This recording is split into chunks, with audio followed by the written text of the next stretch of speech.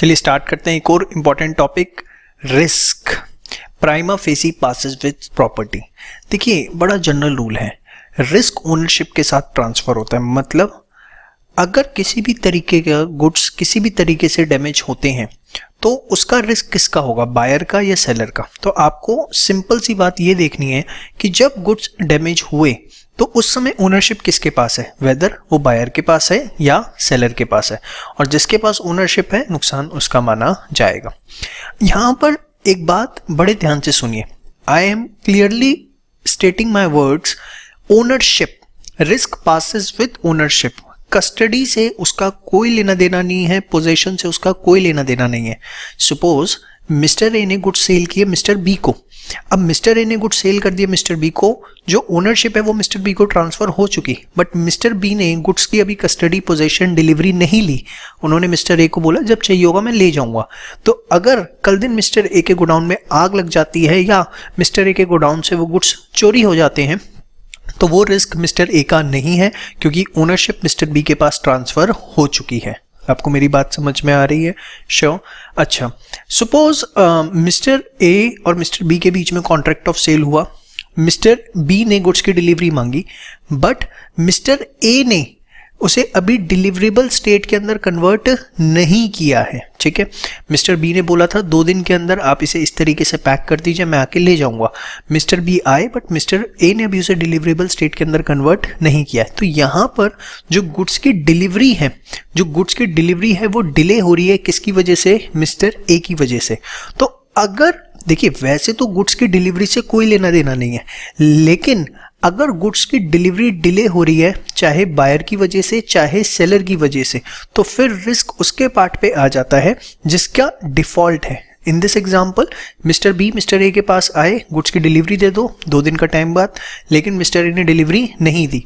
तो 2 ओनरशिप हो सकता है मिस्टर बी पे ट्रांसफर हो चुकी हो, लेकिन अब जो रिस्क है वो मिस्टर ए के पास है, क्योंकि यहाँ डिलीवरी डिले हो रही है मिस्टर ए की वजह से। टेक अनदर एग्जाम्पल और अच्छे से आपको समझ में आएगा।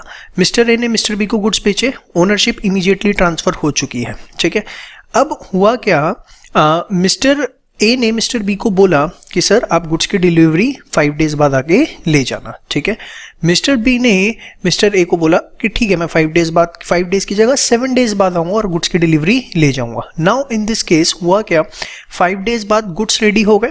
अब समझना मेरी बात, गुड्स रेडी हो गए, उन्होंने इन्फॉर्म कर दिया, बट बी जो है वो आए 7th डे को, और बीच में हुआ क्या, 6th डे कुछ गुड्स डिस्ट्रॉय हो गए, डैमेज हो गए। तो यहाँ पर सेलर का कोई फॉल्ट नहीं है, यहाँ पर जो फॉल्ट है वो किसका माना जाएगा, बायर का माना जाएगा। तो सीधी सी बात इतनी याद रखनी है, risk passes with the ownership, delivery से कोई लेना देना नहीं है। हाँ, अगर डिलीवरी बायर या सेलर की वजह से डिले हो रही है तो उस केस के अंदर जिसका फॉल्ट है उसके ऊपर रिस्क डाल दिया जाएगा। आपको मेरी बात समझ में आ रही है? श्योर। आइए, unless otherwise agreed, the goods remain at the seller's risk until the property therein is transferred to the buyer। मतलब जैसी उसकी ओनरशिप बायर को ट्रांसफर हो गई, बायर का रिस्क है।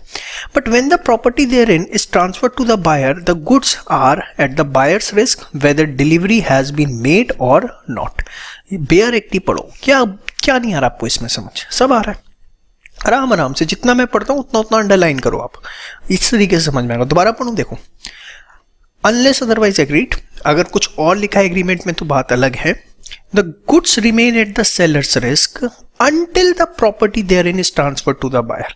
जो गुड्स है वो सेलर के रिस्क पर है अगर जब तक प्रॉपर्टी बायर को ट्रांसफर नहीं हो जाती। But when the property therein is transferred to the buyer, the goods are at the buyer's risk whether delivery has been made or not, provided that where delivery has been delayed through the default of either buyer or seller, the goods are at the risk of the party in fault। यही बताया, as regards any loss which might have not occurred but for such, यहाँ तक करने की जरूरत नहीं, बस यहाँ तक आप बेशक करिए। क्लियर है? पक्का? Sure. Provided also that nothing in this, ये भी करने की जरूरत नहीं, यहाँ से लेके यहाँ तक आपको सिर्फ करना और कुछ करने की जरूरत नहीं है। आगे खामा आप कंफ्यूज होंगे। इसके बाद ये 2 एग्जाम्पल आपको दिए हुए हैं, ये एक बार आप पढ़ लीजिए। ठीक है, ये एनालिसिस आपको देखने की जरूरत नहीं है, सिर्फ यहाँ से यहाँ तक आपको ये वाला पार्ट करना है। ठीक है, अकॉर्डिंग टू से लेके पार्टी तक। इसके बाद ये 2 एग्जाम्पल देखिए। आइए, बहुत अच्छा एग्जाम्पल है, कई बार एग्जाम में क्वेश्चन पूछा गया है। A bids for an antique painting case study की फॉर्म में at a sale by auction, ठीक है, मतलब एक पेंटिंग की ऑक्शन चल रही थी. After the bid when the auctioneer struck the hammer to signify acceptance of the bid. हुआ क्या होता है ना कि पेंटिंग की बोली लगी, बाहर ने बोली लगाई 1 लाख, तो ऑक्शनर क्या करता है 1 लाख 1, 1 लाख 2 और 1 लाख 3. तो जैसे ही उसने अभी हैमर ऐसे पुट किया ही था, उसकी वजह से पेंटिंग जो है वही डैमेज हो गई, ठीक है. तो नाउ इन दिस केस अभी बायर के पास ओनरशिप नहीं गई है, तो यहाँ पर जो रिस्क है वो सेलर का होगा. The loss will have to be borne by the seller because the ownership of goods not yet passed from the seller to the buyer. समझ में आई बात? श्योर. अब इसके बाद एक और एग्जांपल है. A contract to sell 100 bales of cotton to be to be delivered in February. B took the delivery of the part of cotton but made a default in accepting the remaining bill. Buyer ने कुछ part की तो ले ली delivery, but कुछ part में वो delay कर रहा है. Consequently the cotton becomes unfit for use. The loss will have to be borne by the buyer. It should however be remembered that in general rule, बस यहीं तक आप रखेंगे और कुछ करने की जरूरत नहीं है.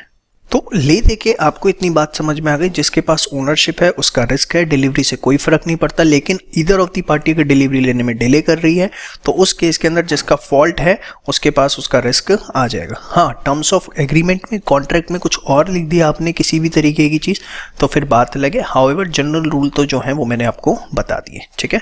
तो ये सिंपल सा टॉपिक इसी के साथ आपका कंप्लीट होता है, ठीक है.